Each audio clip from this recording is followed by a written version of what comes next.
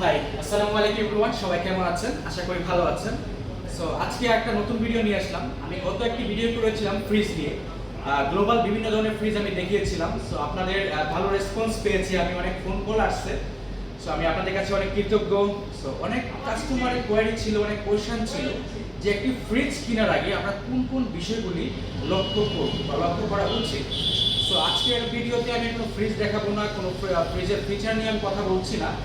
আজকে আমি কথা বলবো একটি ফ্রিজ কেনার আগে কোন কোন বিষয়গুলি লক্ষ্য করতে হবে।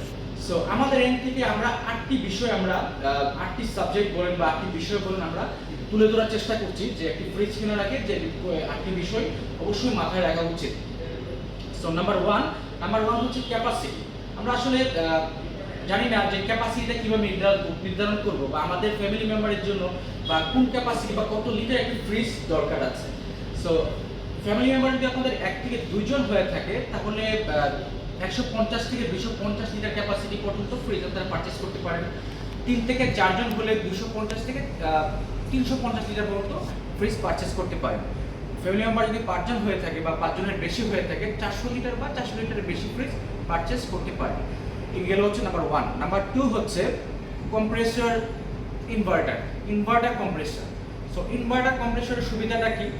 ইনভার্টার কম্প্রেসর সুবিধাটা হচ্ছে বিদ্যুৎ বিল কম খরচ হচ্ছে, সেকেন্ড হচ্ছে এটার পারফরম্যান্সটা লং টাইম ভালোভাবে দিচ্ছে এবং একদম নয়েজলেস সার্ভিস দিচ্ছে, একেবারে শব্দ হচ্ছে না।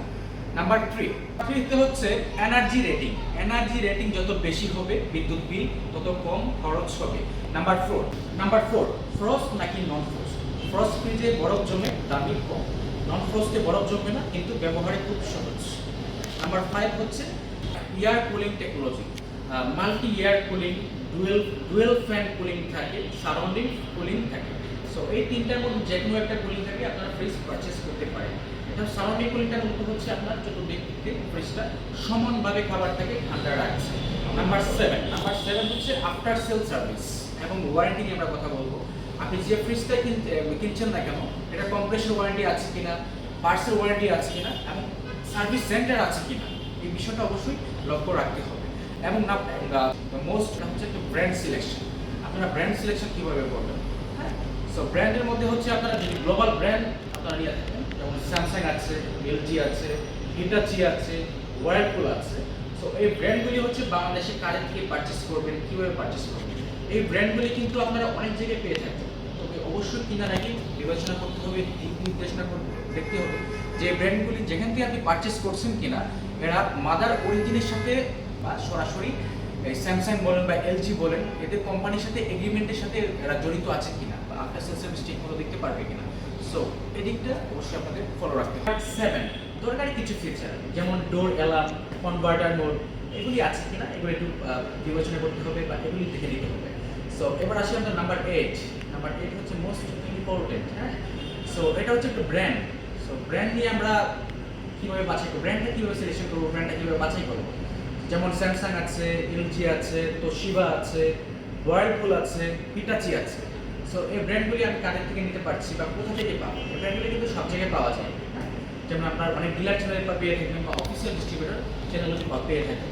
সো আমি আপনাদেরকে অবশ্যই সাজেস্ট করবো বাংলাদেশে যারা অফিসিয়াল ডিস্ট্রিবিউটর আছে এই ব্র্যান্ডগুলির সাথে যারা অফিসিয়ালিভাবে এগ্রিমেন্ট করা আছে আপনি তাদের থেকে পারচেস করুন। তাহলে হচ্ছে কি আপনার আফটার সেল সার্ভিস নিয়ে কোনো সমস্যা হবে না, পার্সেল সাপোর্ট পাবেন এবং আফটার সেল সার্ভিসটা প্রপার ওয়েতে আপনারা পেয়ে থাকবেন। ক্ষেত্রে আমরা কোন কোন বিষয়গুলি লক্ষ্য করা উচিত বা কোন কোন বিষয় লক্ষ্য করে ফ্রিজ আমরা ব্যবহার করব। নাম্বার 1, ফ্রিজে অতিরিক্ত খাবার রাখবেন না, এতে বাতাস চলাচল করতে পারে না। এবং ফ্রিজের দরজা বারবার খুলবেন না, ঠিক আছে? এতে আপনার ইলেকট্রিসিটি বিল অনেক বেশি চলে আসবে। আর হচ্ছে আপনার ফ্রিজটা যেখানে সেট করবেন ফ্রিজের পেছন সাইডে কিছুটা জায়গা ফাঁকা রাখবেন যাতে করে ফ্রিজ থেকে গরম হাওয়াটা চলাচলের রাস্তা ক্লিয়ার থাকে। এবং গরম খাবার সরাসরি ফ্রিজে রাখবেন না, ঠিক আছে? সো এভরিওয়ান, ফ্রিজ কেনার কথা ভাবছেন তাহলে কমেন্টে আপনার বাজেট লিখুন, আপনার বাজেট অনুযায়ী আমি সেরা ফ্রিজটি আপনাকে সাজেস্ট করবো। সো এভরিওয়ান, আজকে এই পর্যন্তই। সবাই ভালো থাকবেন, সুস্থ থাকবেন। আল্লাহ হাফেজ। আবারও দেখা হবে নতুন কোনো ভিডিও। ধন্যবাদ।